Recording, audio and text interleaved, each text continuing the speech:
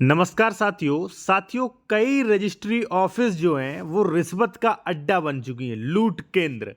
अब मैं आपको बताने वाला हूं कि आपके साथ रजिस्ट्री में क्या क्या खेला हो रहा है और कैसे रजिस्ट्री के दिन या रजिस्ट्री करवाने से पहले कोई भी ज़मीन खरीद रहे हैं आप तो कैसे बचें इन रिश्वतखोरों से। ठीक है ना, जो भी ये सरकारी अधिकारी रिश्वत ले रहे हैं वो कहाँ कहाँ पे फॉल्ट कर रहे हैं वो आप समझें और आप कैसे बचें।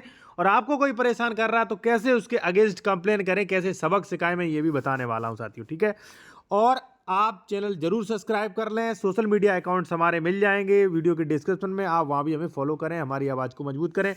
देखिए साथियों, रजिस्ट्री ऑफिस में हो क्या रहा है वो आप समझें।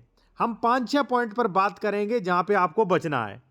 सबसे पहले साथियों मैं आपको बता दूं कि रजिस्ट्री ऑफिस में रिश्वत लेकर SC ST कैंडिडेट्स की बिना परमिशन के रजिस्ट्रियां हो रही हैं। कई ऐसी रजिस्ट्रियां ऑफिस हैं जहां पे विदाउट परमिशन, विदाउट 98 की परमिशन लिए SC ST की रजिस्ट्री कर दी। अब एडवोकेट ने तो करवा दी और रजिस्ट्री ऑफिस वालों ने घूसखोरी, मान लीजिए 2% ले लिया, उन्होंने ले लिया 50-60 हजार रुपए, उसमें से एडवोकेट को खिला दिया।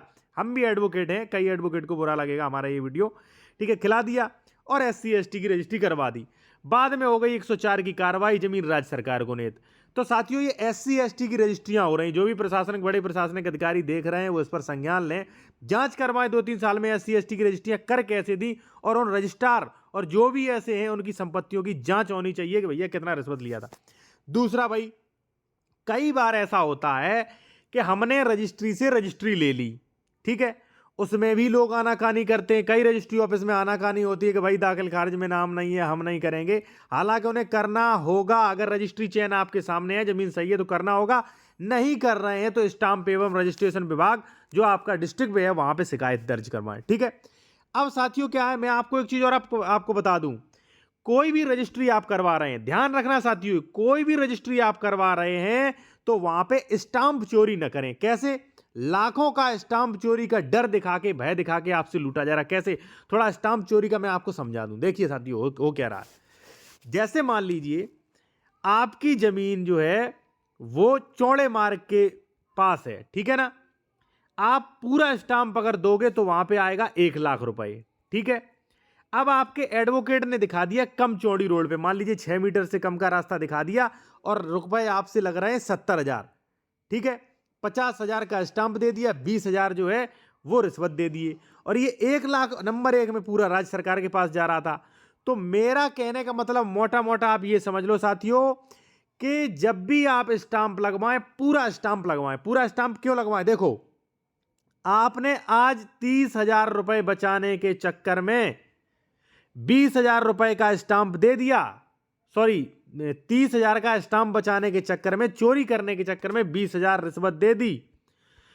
तो एक तो आपने सरकार का लॉस किया 30 हजार का, 20 हजार का उन अधिकारियों को, उन हरामखोरों को दे दिया, रिश्वतखोरों को जो बैठे मुंह फाड़े रजिस्ट्री ऑफिस में। मैं सबके लिए नहीं बोल रहा हूं, जो रिश्वतखोर हैं वो फांसी लायक हैं, ठीक है ना, उनके लिए बोल रहा हूं। दे दिया, सरकार का हुआ 30 हजार का लॉस, 20 हजार रिश्वत चली गई।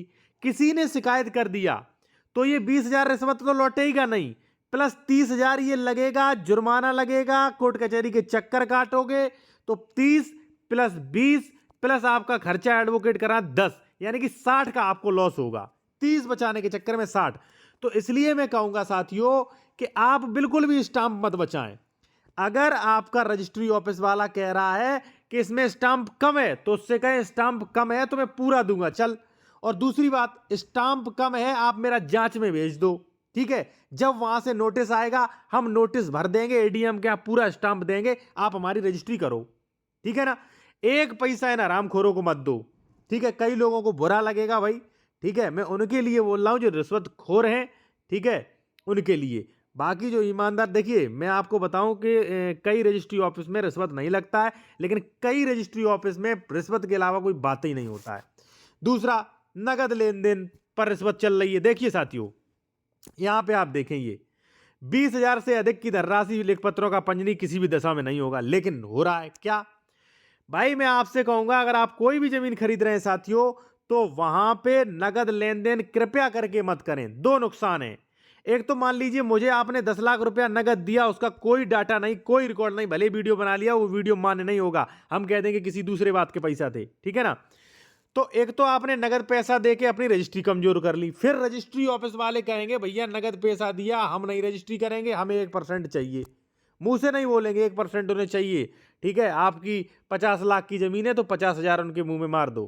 ठीक है ना, तो वो भी आप बचें। आप अपना पूरा पैसा एक नंबर में पहले से दें, कतई बिल्कुल भी रिश्वत ना दें। ठीक है, अब कोई अधिकारी कह रहा है कि भाई मैं स्टाम्प की जांच करवा दूंगा, मैं तुम पे टैक्स की जांच करवा दूंगा, मैं आपकी रजिस्ट्री जांच में भेज दूंगा, तो आप उनसे कहिए कि महोदय ऐसा करिए, आप इसका जो करवाना है वो जांच में भेज दीजिए। देखिए, जांच में रजिस्ट्री कैंसिल का अधिकार इन लोगों को है नहीं, पहली बात।